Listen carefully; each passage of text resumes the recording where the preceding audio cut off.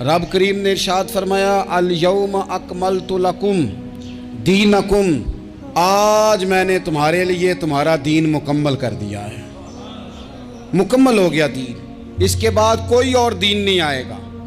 اس آیت نے بتا دیا کہ حضور آخری نبی ہیں، دین مکمل ہو گیا، اب کسی اور پیغمبر کی، رسول کی، دین کی، کتاب کی ضرورت باقی۔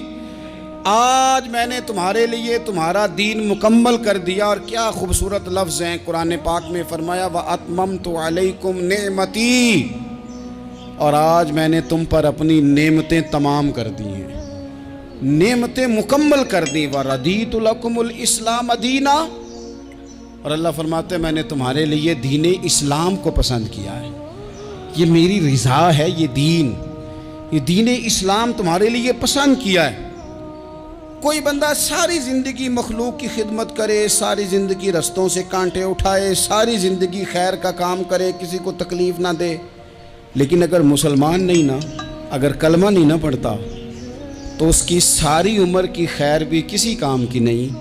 اس لیے کہ رب فرماتا ہے جڑ دین اسلام ہے، جڑ ہوگی تو پھر شاخیں قبول کی جائیں گی نا، تو اگر جڑ ہی سرے سے نہیں ہے تو خیر کرنے کا معنی۔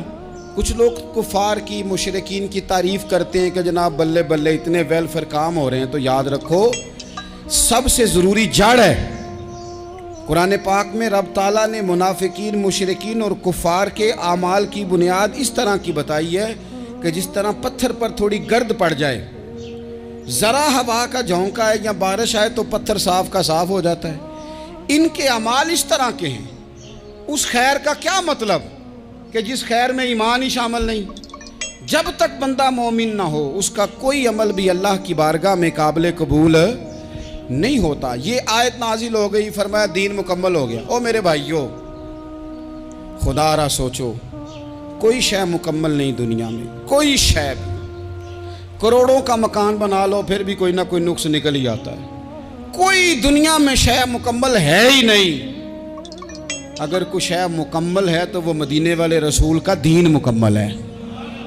مکمل، جب ہم کہتے ہیں نا مکمل دین، تو لوگ سمجھتے ہیں تو شاید سادی سی بات ہے۔ یہ وہ والی بات ہے جو دنیا میں کہیں نہیں پائی جاتی۔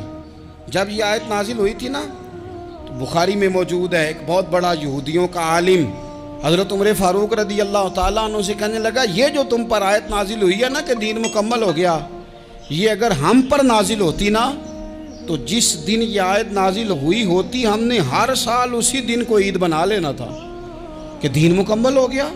الیوم اکملت لکم دینکم، دین مکمل ہو گیا، ہم تو عید بنا لیتے۔ تو حضرت عمر کہنے لگے ہم پر بھی بڑا فضل ہے، جس دن آیت نازل ہوئی تھی عرفہ کا دن بھی تھا اور جمعے کا دن بھی تھا، ایک نہیں دو عیدیں تھیں مسلمانوں کی، دو عیدیں تھیں مسلمانوں کی، دو۔ عزیز بھائی، دین مکمل اللہ نے دیا۔ اور حضرت عبداللہ ابن عباس رضی اللہ تعالیٰ عنہ نے تو ایک مقام پہ اس کا ذکر بھی کر دیا۔ جب ان سے کسی یہودی نے کہا نا یہ آیت ہمیں ملتی تو ہم عید مناتے، تو فرمایا تم ایک مناتے نا، ہماری دو تھیں اس دن۔ جمعہ بھی تو مسلمانوں کی عید کا دن ہے نا۔ بہت سارے لوگ ہیں بیچارے جو کہتے ہیں اسلام میں عیدیں صرف دو ہیں، اور وہ بھی صرف پریشانی انہیں عید میلاد النبی والے دن ہوتی ہے، اس کے آگے پیچھے نہیں ہوتی۔ حالانکہ نبی پاک علیہ السلام نے کہا ہر جمعہ بھی عید ہے، خود حضور نے فرمایا، لیکن وہ اڑ جاتے ہیں کہ نہیں عیدیں صرف دو ہی ہیں۔ بھائی آپ یہ کہہ سکتے ہیں کہ اسلام کی معروف عیدیں دو ہیں، اپنے معنی اور مفہوم کے لحاظ سے جس کو یوم عید کہا جائے وہ عیدیں دو ہیں۔ تو نبی پاک صلی اللہ تعالیٰ علیہ وسلم نے میدان عرفات میں خطبہ دیا۔ یہ جو واعظ و نصیحت ہے نا، خطبہ، تقریر، یہ دنیا کر رہی ہے، کرتی رہے گی، کرتی چلی آئے گی، اور اس کو میرے نبی پاک علیہ السلام نے پسند فرمایا۔ خیر کی بات کرنے والے کو حضور نے دعا دی۔ محبوب فرمانے لگے اللہ جو میری حدیثیں یاد کر کے آگے پہنچائے اس کے چہرے کو تر و تازہ رکھنا۔ یہ ابلاغ دین بہت بڑی بات ہے اگر کوئی خلوص نیت سے کرے۔ لیکن کائنات ارضی میں وہ جو حضور کا خطبہ حجۃ الوداع ہے، وہ دستور ہے، وہ منشور ہے۔ انسانی حقوق پر اس سے بڑا چارٹر نہ پہلے کبھی تھا نہ قیامت تک دوبارہ بن سکتا ہے۔ اس کو خطبہ حجۃ الوداع کیوں کہتے ہیں؟ ایک تو مطلب یہ کہ حضور نے یہی آخری آج کیا، اور دوسری بات یہ تھی کہ اس خطبے کے تھوڑے ہی عرصے بعد میرے نبی پاک نے وصال ظاہری فرمایا، اور اس خطبے کو رسول پاک صلی اللہ تعالیٰ علیہ وسلم نے شروع کہاں سے فرمایا؟ یہ خطبہ دیکھیں شروع کہاں سے ہو رہا ہے۔ انسان دنیا میں ملتا بھی ہے، جدا بھی ہوتا ہے، یہ جو جدائی کا وقت ہوتا ہے نا، جدائی کا، شاید بڑی سوچ سمجھ کے کہا تھا حضرت میاں صاحب نے، بڑی غور کر کے انہوں نے کہا تھا کہ دریا کنڈے روخ نہ لائیے، جو آوے روڑ جاوے۔ آپ میدان میں درخت لگاتے ہیں تو کبھی پھل گرتا ہے تو زمین پہ گرتا ہے، اٹھا لیتے ہیں۔ اگر دریا کے کنارے ہو تو وہ تو دریا میں گرے گا اور روڑ جائے گا، چلا گیا، بہہ گیا۔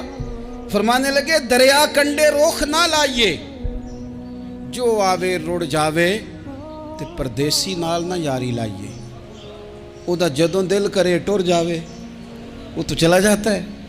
یہ خطبہ شروع کہاں سے ہو رہا ہے؟ یعنی ابھی آغاز کلام ہے، بات آگے آئے گی، آغاز کلام ہے۔ میں کہہ چکا ہوں ولی شاید عبادت کر کے بنے، تقوی اختیار کر کے بنے، ولی اللہ کی حرام کردہ ہر شے سے اجتناب کر کے بنے، وہ جس میں شبہ ہے اس سے بھی بچے تو پھر ولی بنے۔ لیکن صحابی تو حضور کی زیارت سے بنتا ہے نا، نبی پاک کی زیارت سے بنتا ہے، اور صحابہ تو وہ صحابہ تھے جن کی ہر صبح عید ہوتی تھی، خدا کا قرب حاصل تھا، نبی کی دید ہوتی تھی۔ وہ تو اس طرح کا ماحول تھا کہ نبی پاک نے فرمایا حضرت ابو ہریرہ سے یہیں بیٹھے رہتے ہو، تھوڑا ذرا کبھی کوئی کام بھی کر لیا کرو، وقفے سے ملنے سے محبت بھی بڑھتی ہے۔ تو حضرت ابو ہریرہ اٹھے اور ستون کے پیچھے سے ہو کے واپس آ گئے۔ فرمایا آ گئے ہو؟ عرض کی حضور دل ہی نہیں لگتا تو جائیں کہاں؟ وہ جو حضور سے آ کے کہتے تھے نا یا رسول اللہ صلی اللہ علیہ وسلم، حضرت ثوبان بن مالک، حضور نے فرمایا پریشان دکھائی دیتے ہو؟ کہا یا رسول اللہ ایک بات پریشان کرتی ہے۔ کہا وہ کیا؟ عرض کی حضور دل بے چین ہوتا ہے تو زیارت کو آ جاتا ہوں، آج ایک عجیب خیال آیا ہے، عجیب خیال آیا ہے، اور اس نے عجیب رنگ طبیعت میں بھر دیا ہے۔ فرمایا تمہیں کیا خیال آیا؟ عرض کی یا رسول اللہ صلی اللہ علیہ وسلم آج خیال آیا ہے کہ ثوبان ہے، تو حضور کا غلام ہے، جنت تو حضور کے صدقے ملے گی، لیکن یہ ہے کہ حضور تو ہوں گے نا نبیوں کے ساتھ، تجھے ملے گی پر ملے گی تو غلاموں کے محلے میں نا۔ تو دل میں خیال آیا کہ وہاں زیارت بھی ہوگی کہ نہیں؟ او جنت میرے کس کاری جتھے یار نظر نہ آوے، زیارت بھی ہوگی کہ نہیں؟ حضور کی بارگاہ میں جب حضرت ثوبان نے عرض کی تو رب کریم نے فرمایا محبوب جو تیری اور تیرے رب کی اطاعت کرے نا، اولئک انعم اللہ علیہم من النبیین والصدیقین والشہداء والصالحین، فرمایا ان کو اللہ نبیوں کے، صدیقین کے، شہداء اور صالحین کے ساتھ ہی جنت میں اکٹھا فرمائے گا، وہ اکٹھے رہے۔ تو جن کو تو جنت میں بھی حضور کی زیارت کے بغیر چین نہیں تھا، ان کو حضور نے خطبہ حجۃ الوداع شروع کرتے وقت پہلا جملہ پتہ کیا کہا؟ حضور اونٹنی پہ ہیں، احرام باندھا ہوا ہے، 1,40,000 کم و بیش غلام سامنے کھڑے، عرفات کا میدان۔ محبوب فرمانے لگے پہلا جملہ، جو درد والے تھے وہ تڑپ گئے، یہ سارے درد والے تھے لیکن کچھ زیادہ مزاج شناس تھے۔ محبوب نے پہلا جملہ کہا، حضور فرمانے لگے لوگوں جس طرح آج اکٹھے ہوئے ہیں شاید اس کے بعد دوبارہ ہم اکٹھے نہ ہوں۔ پہلا اعلان ہی کر دیا کہ یہ تمہارے ساتھ جو آج خطبہ ہے نا، اس میں اشارہ دے دیا کہ دوبارہ نہیں جمع ہوگے، اگلا حج نہیں کرنا، بس ختم ہوئی بات، یہ آخری پہلی بات ہی حضور نے یہ بیان کی۔ اب وہ اتنے دل نرم ہو گئے حضور کی بات سن کے، آنکھوں میں آنسو اس طرح آ گئے، طبیعت کا ملان اتنا بڑھ گیا کہ ہر ایک کا دل کشکول بن گیا، ہر طرف سے آہیں اور سسکیاں ہیں کہ حضور کے وہ جملے یوں صحابہ لے رہے تھے جب آپ سے کوئی کہہ دے کہ بھائی یہ وقت بس آخری ملاقات کا ہے، تو پھر انہوں نے وہ تو حضور کی ہر بات ہی توجہ سے سنتے تھے، پر یہاں جو انداز بن گیا وہ انوکھا بن گیا۔ فرمایا شاید دوبارہ ملاقات نہ ہو۔ پھر میرے کریم محبوب صلی اللہ تعالیٰ علیہ وسلم نے فرمایا جس طرح تمہارے لیے یہ شہر حرمت والا ہے، مکہ حرمت والا ہے نا، ایک نیکی کرو تو مکے میں 1,00,000 کا ثواب، حرم مکہ میں ایک گناہ کرو تو وہ بھی 1 लाख लिखा जाता है, हुर्मत वाला है, बड़ी इज्जत वाला है। फरमाया जिस तरह ये घर इज्जत वाला है काबा, जिस तरह ये शहर इज्जत वाला है, फरमाया जिस तरह आज का दिन हुर्मत वाला है। मुसलमानों, मैं तुम्हें बता के जा रहा हूं, तुम्हें समझा रहा हूं, इसी तरह मैंने तुम सब पर एक दूसरे के माल और इज्जत को हुर्मत वाला कर दिया है।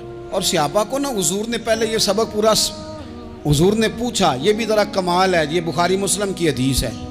हुजूर ने सहाबा से पूछा, 9 ज़िलहज है, जुमे का दिन है, ज़िलहज का महीना है, सबको पता है, लेकिन ना आप जुमा पढ़ने हैं तो मैं आपसे कहूँ कि आज आप कौन सा दिन है, तो आप कहेंगे जनाब जुमा है, अजीब आदमी है, जुमा पढ़ा रहे हो।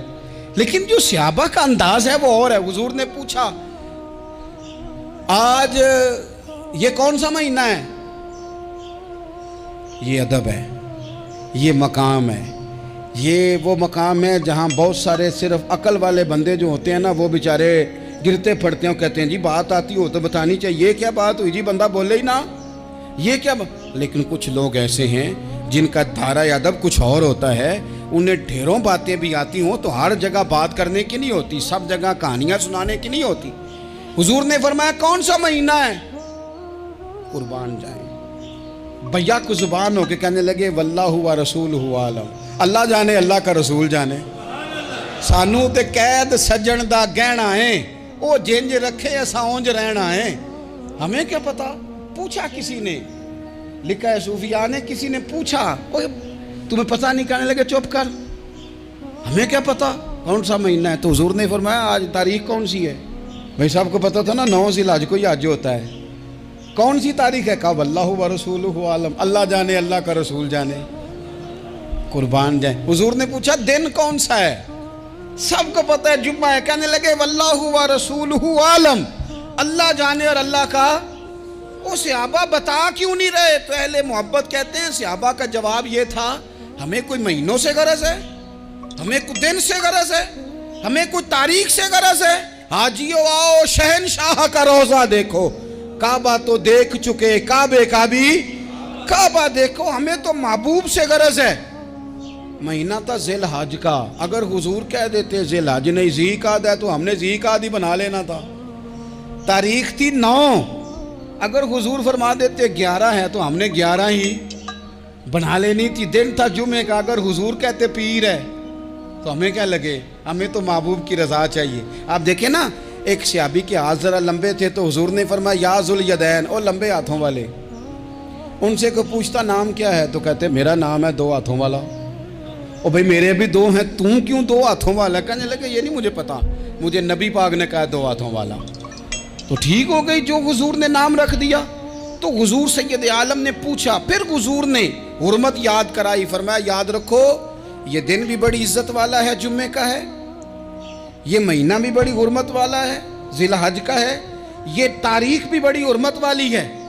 लेकिन फरमाया जिस तरह इस दिन की, इस शहर की, इस महीने की तुमने इज्जत करनी है, इसी तरह एक दूसरे के माल का, एक दूसरे की इज्जत का तुमने पास करना। मुसलमान भाइयों, खुदारा ये हुजूर कह रहे हैं यार, नबी पाक ने काबा के सामने खड़े होके फरमाया बैतुल्लाह तेरी बड़ी शान है, तेरा बड़ा मर्तबा है, लेकिन फरमाया मेरे मोमिन की इज्जत रब की नजर में काबे से भी ज्यादा है। हम कैसे बैठ के यार, हम कैसे जुर्रत करते हैं किसी की पगड़ी खोलने की कोने में बैठ के? हम अपने घर बैठ के किसी पर तबसरा कर गए, किसी बंदा मोमिन की इज्जत उछाल गए, बिल्कुल पता नहीं था बात का और हमने कहानी बना दी पूरी की पूरी, दास्तान सराई कर गए। सुबह से शाम तक हमारी गपशप का उन्वान क्या है? किसी न किसी का शिकवा, किसी न किसी की शिकायत, ये हमारी गपशप है। खुदारा हुजूर ने तो खुतबा हज्जतुल विदा में पहला सबक ये दिया था कि मेरे जाने के बाद एक दूसरे की इज्जत करना, और इसी खुतबे में एक जगह पे फरमाया ये ना हो कि मेरे जाने के बाद तुम एक दूसरे की गर्दनें मारने लग जाओ, एक दूसरे की इज्जतों का ख्याल करना, पास करना। मुसलमानों, मेरे अजीज़ भाइयों, बुज़ुर्गों, इज्जतों का दिफा शुरू करें। थोड़ी देर के लिए अपनी ज़ुबान लोगों के ऊपर तबसरा करने से कंट्रोल में लाएं। کچھ چیزیں ایسی، میں مختلف شہروں میں جاتا ہوں، جس شہر میں گئے وہاں لوگوں نے یہ کہا جناب یہاں جو مولانا ہے نا، بعض لوگ یہ باتیں بڑی چسکے لے کے سنتے ہیں، یہاں جو مولانا ہے نا وہ کچھ نہیں کرتے، آپ بڑے اچھے ہیں، یہاں جو پیر صاحب ہیں وہ بڑے گڑبڑ ہیں، آپ بڑے اچھے ہیں۔ تو میں ان سے کہتا ہوں کہ میں اس لیے اچھا ہوں کہ میں تھوڑی دیر کے لیے آیا ہوں، میں نے چلے جانا ہے، اور دوسری بات یہ کہ مجھے آپ جتنا مرضی اچھا کہہ لیں، میں نے رخصت ہو جانا ہے 2-3 گھنٹوں کے بعد۔ یہاں جس آدمی کا آپ شکوہ کر رہے ہیں نا، آپ اس کو جنازے کے لیے خبر کریں نہ کریں، اسے پتہ چل گیا نا محلے میں جنازہ ہو گیا، تو اسے کوئی کام بھی ہوا تو اس نے کہنا یار نہیں محلے میں فوتگی ہوگی، میں نے جنازہ پڑھانا ہے، اس نے جانا نہیں۔ تو کمزوریاں تو سب جگہ ہوتی ہیں، لیکن ان کمزوریوں کی وجہ سے آپس میں بغض پیدا کر لیا جائے گا۔ اور پھر کمال بات ہے نا کہ اپنی ساری کمزوریوں سمیت اپنے آپ سے پیار ہے، اپنے آپ سے محبت ہے، اور دوسرے کی ایک کا پتہ چل جائے تو ہمیں گھن آنے لگ جاتی۔ تو حضور نے خطبہ حجت الوداع کے موقع پر یہ بات ارشاد فرمائی۔ دوسرا حضور نے فرمایا لوگوں یاد رکھنا، یہ خطبہ حجت الوداع میں نبی پاک نے فرمایا، یہ حضور خطبہ دے رہے ہیں، اور اس وقت دے رہے ہیں جب حضور صحابہ کو بتا چکے ہیں کہ یہ آخری ملاقات ہے، جو دور دراز سے آئے ہیں ان کو بتایا ہے کہ یہ میری تمہاری جو مجلس ہے، جو محفل ہے، جو تم سے بات ہو رہی ہے، یہ آخری ہے۔ محبوب فرمانے لگے لوگوں یاد رکھنا قیامت قائم ہوگی۔ ان جملوں کا حسن ملاحظہ کر لیں۔ فرمایا قیامت قائم ہوگی، تم اپنے رب سے ملاقات کرو گے، اور فرمایا تمہارا رب تم سے تمہارے اعمال کے بارے میں پوچھے گا۔ یہ خطبہ حجت الوداع میں کریم نے فرمایا، صبح تم اٹھے کیا عمل کیا، اللہ پوچھے گا۔ کسی سے ملاقات ہوئی، طرز کیا تھی، سوچ کیا تھی، اللہ پوچھے گا۔ لین دین میں کیا معاملات تھے، تمہارے اعمال کے، اللہ سے ملاقات ہوگی، وہ کھڑا کر کے پوچھے گا۔ اور حدیث میں کئی جگہ پہ حضور نے فرمایا وہ تم سے سوال کرے گا، تمہیں جواب دینا ہے۔ میرے عزیز بھائیوں، تیار رہنا چاہیے، تیار۔ ہم نا منت کرتے ہیں آخری دن ہونا، تنخواہ دار لوگ کہتے ہیں یار یہ آخری ایام چل رہے ہیں، کوئی خرچہ نہ بتاؤ، اس لیے کہ حساب کے متھے لگنا ہے۔ آخری دنوں میں، بجٹ کے دنوں میں لوگ پریشان ہوتے ہیں کہ حساب دینا ہے۔ جب رب سے ملاقات کریں گے اور وہ حساب مانگے گا، کتنا مشکل کام ہے۔ اور ایک مقام پہ حضور نے فرمایا جس سے اللہ نے حساب مانگا وہ تو الجھ گیا، دعا کرو وہ حساب مانگے ہی نہ، بے حساب ہی بخشش فرما دے۔ نبی پاک صلی اللہ تعالیٰ علیہ وآلہ وسلم نے ارشاد فرمایا اسی خطبہ حجت الوداع میں، حضور فرمانے لگے سن لو، میں نے تم تک اللہ تعالیٰ کا پیغام پہنچا دیا ہے۔ اب جس شخص کے پاس امانت رکھی ہو اس پر لازم ہے کہ وہ امانت اس تک پہنچا دے جو اس کا مالک ہے۔ ہم بہت سارے لوگ ایسے ہوتے ہیں ہمارے پاس امانتیں ہوتی ہیں، کچھ بھی نہ ہو تو کچھ لوگوں کے راز کی امانت ہوتی ہے، کچھ بھی نہ ہو تو کچھ لوگوں کی باتیں ہم تک پہنچ جاتی ہیں، وہ راز ہوتا ہے، وہ امانت ہوتی ہے۔ مجلس کی گفتگو بھی امانت ہے، لیکن ہم امانتوں کا خیال نہیں کرتے، خیانت ہو جاتی ہے۔ بہت محتاط ہو کر اپنی زندگی میں امانتوں کا خیال کیا جائے۔ یا ایھا الذین آمنوا لا تخونوا اللہ والرسول وتخونوا اماناتکم وانتم تعلمون۔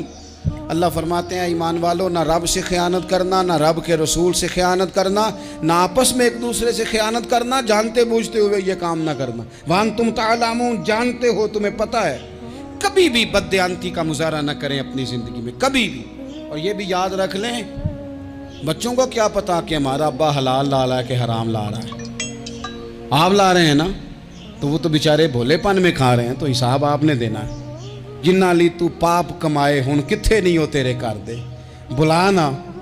تو بچوں کا تو یہ معاملہ ہے بھائی، اللہ ماشاءاللہ کہ وہ وقت پہ ہی، شادی کے 10-15 دن کے بعد ہی ان کو پیغام مل جاتا ہے کہ اگر ہمارا علیحدہ گھر ہو تو میں مرضی سے سجاؤں، تو میں مرضی سے سواروں، تو میرا کوئی مطلب اپنا سلسلہ ہو، تو بڑے ٹائم پہ ساری باتیں شروع ہو جاتی ہیں، وہ تو معاملہ ہی بالکل اور ہے۔ تو بالکل کسی بھی امانت میں کبھی بھی خیانت کرنے کی کوشش نہ کریں، اور یاد رکھیں مال حرام جہاں آتا ہے وہاں بڑی تباہی آتی ہے، جہاں لوگ بددیانت ہو جاتے ہیں وہاں معاملات بڑے خراب ہو جاتے ہیں۔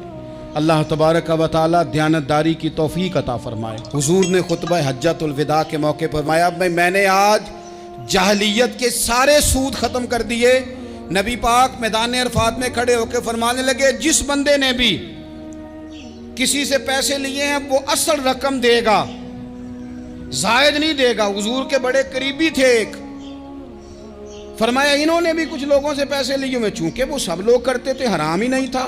فرمایا میں ان کو بھی حکم دیتا ہوں کہ یہ اصل رقم وصول کریں گے، کسی سے ایک پائی بھی زیادہ وصول نہ کریں گے۔ نبی پاک صلی اللہ تعالیٰ علیہ وسلم نے خطبہ حجۃ الوداع میں ایک باریک بات حضور نے بھی، یہ آپ نے ضرور سمجھنی ہے، بالخصوص جو لوگ تھوڑا دین پر عمل کر رہے ہیں، جن کا لبادہ مذہبی ہو گیا، جنہیں لوگ حضرت صاحب، قاری صاحب، علامہ صاحب، مفتی صاحب، حاجی صاحب، بزرگوں کہہ کے بلاتے ہیں، وہ اس پر توجہ کریں۔ میرے نبی پاک صلی اللہ علیہ وسلم نے خطبہ حجۃ الوداع کے موقع پہ ارشاد فرمایا، لوگو شیطان اب مایوس ہو گیا ہے، وہ تم سے بتوں کی پوجا نہیں کرا سکے گا، ہاں وہ تمہیں چھوٹے چھوٹے گناہوں میں مبتلا کرے گا، وہ تم سے چھوٹے چھوٹے عیب کرائے گا، تم سمجھو گے یہ تو غلطی کوئی نہیں، فرمایا اس سے بچ کے رہنا۔ اب وہ مایوس ہو گیا، بتوں کی پوجا نہیں کرا سکتا، تمہیں اپنی پوجا نہیں کرا سکتا، لیکن چھوٹی چھوٹی غلطیاں، ایک مقام پہ فرمایا نا، چھوٹا گناہ ہونا تو مومن اسے پہاڑ سمجھتا ہے، اتنا بڑا ہو گیا، اور منافق کہتا ہے یہ تو کچھ بھی نہیں۔ تو اپنی زندگی کے اندر چھوٹی چھوٹی کوتاہیاں، حضرت سعدی فرمایا کرتے تھے سیلاب اچانک نہیں آتے، پہلے چھوٹا سا سوراخ ہوتا ہے دریا کے کنارے میں، اسے بند نہ کیا جائے پھر بڑا ہو جاتا ہے، پھر وہ ٹائم آتا ہے کہ بند ٹوٹ جاتا ہے، بستیاں ڈوب جاتی ہیں۔ پہلے چھوٹا گناہ انسان کرتا ہے، چھوٹا، پھر اس سے آگے بڑھتا جاتا ہے اور بڑی بڑی غلطیاں ہوتی ہیں۔ اللہ تبارک و تعالی ہمیں رائی کے دانے کے برابر بھی غلطی کرنے سے محفوظ فرمائے۔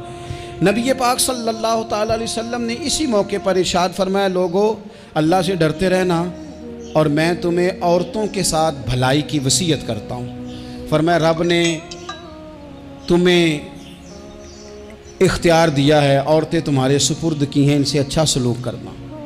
فرمایا اگر کبھی کوئی ان پر تمہیں سختی کرنی بھی پڑے تو اتنی کرنا جتنی ان کی غلطی ہو، ان سے درگزر کرنا، ان سے پیار کرنا۔ اسلام نے خاتون کو باقاعدہ حقوق دیے، باقاعدہ۔ صحیح بخاری میں حدیث ہے، یہ جو نوجوان ہیں، مطالعہ کرنے والے، پڑھنے سننے سمجھنے والے، یاد رکھا کریں ان چیزوں کو۔ حضرت بریرہ رضی اللہ تعالیٰ عنہ حضرت عائشہ صدیقہ کی کنیزہ ہیں، حضرت مغیث رضی اللہ تعالیٰ عنہ ایک صحابی ہیں، ان کی وہ اہلیہ ہیں، وہ اپنے خامد سے علیحدگی چاہتی تھی، ان کے خامد بڑی محبت کرتے تھے، علیحدہ ہونا نہیں چاہتے تھے، خاتون رہنا نہیں چاہتی تھی۔ انہوں نے بڑی سفارشیں کرائیں کہ میرا خامد، میری بیوی مجھ سے صلح کر لے، حالانکہ وہ خاتون کنیز ہیں، خادمہ ہیں، کوئی بڑے قبیلے سے بظاہر تعلق نہیں۔ بالآخر انہوں نے گزارش کی، سیدہ عائشہ صدیقہ رضی اللہ تعالیٰ عنہ سے کہا، کچھ اور ذرائع اختیار کیے۔ حضرت مغیث نے رضی اللہ تعالیٰ عنہ، ان کے شوہر نے، کہ نبی پاک علیہ السلام کی خدمت میں عرض کریں، حضور میری سفارش کریں کہ یہ مجھ سے صلح کر لیں۔ تو نبی پاک علیہ السلام نے حضرت بریرہ رضی اللہ تعالیٰ عنہ جو کنیزہ ہیں، خادمہ ہیں، ان کو بلا کے کہا تمہارا خامد صلح کرنا چاہتا ہے۔ یہاں برادری کا بڑا کے کہتا ہے پتر وہ میری بھی نہیں تو گال رکھنی، وہ میرے ککھاں دا بھی نہیں تو، وہ کیا کہہ رہے ہیں آپ؟ اللہ نے اسے حق دیا ہے، اور جسے حق اللہ دے اس کا رسول دے، اس سے کون ہوتا ہے کوئی حق چھیننے والا؟ نبی پاک صلی اللہ علیہ وسلم نے حضرت بریرہ سے کہا تمہارا خامد صلح کرنا چاہتا ہے اور وہ روتا ہے تمہارے لیے، اور اس نے بڑی سفارشیں کی ہیں، تم اس سے صلح کر لو۔ حضرت بریرہ رضی اللہ تعالیٰ عنہ عرض کرنے لگی، یا رسول اللہ صلی اللہ علیہ وسلم آپ جو حکم کریں میں حاضر ہوں، ایک بات پوچھ سکتی ہوں؟ ایک گزارش کر لوں؟ ایک صرف حضور میرا بولیا چولیا معاف کری، ایک بات کر لوں؟ تو کہا کرو۔ عرض کی یا رسول اللہ یہ آپ کا حکم ہے یا مشورہ ہے؟ یہ محبوب کی بات ہے، محبوب کی۔ کوئی بزرگ کیوں جبر کرتا ہے کسی پہ؟ کوئی حضرت شیخ کیوں کہتے ہیں زبردستی عورت کو کہ تو جا؟ نبی پاک صلی اللہ علیہ وسلم نے فرمایا صلح کر لے۔ یا رسول اللہ ایک بات عرض کروں؟ کرو۔ حضور حکم ہے کہ مشورہ ہے؟ تو نبی پاک نے فرمایا نہیں، مشورہ ہے۔ تم عاقلہ ہو، بالغہ ہو، اسلام تمہیں با اختیار کرتا ہے، چاہو تو رہو، چاہو تو خلا لے لو۔ عرض کرنے لگی حضور اگر مشورہ ہے تو پھر میں مغیث سے صلح نہیں کرنا چاہتی۔ میرے محبوب نے فرمایا تو جس حال میں راضی ہے میں بھی راضی ہوں۔ ٹھیک ہو گئی بات، ختم ہو گئی۔ حضور نے کوئی زور نہیں، اتنے اسلام حقوق دیتا ہے عورت کو، کسی کو اجازت نہیں کہ وہ جبر کرے، وہ ظلم کرے۔ میں آ گیا ہوں صلح نہیں کرنی، بے تو کیوں آیا ہے؟ تو نے وقت گزارنا ہے، جانے وہ خاوند کس طرح کا ہو۔ تو نبی پاک صلی اللہ علیہ وسلم نے خطبہ حجۃ الوداع کے موقع پر فرمایا عورتوں کے ساتھ اچھا سلوک کرنا۔ اللہ تبارک و تعالی جو حج پڑھا جا رہا ہے اس کے صدقے پوری امت پر اپنا فضل فرمائے۔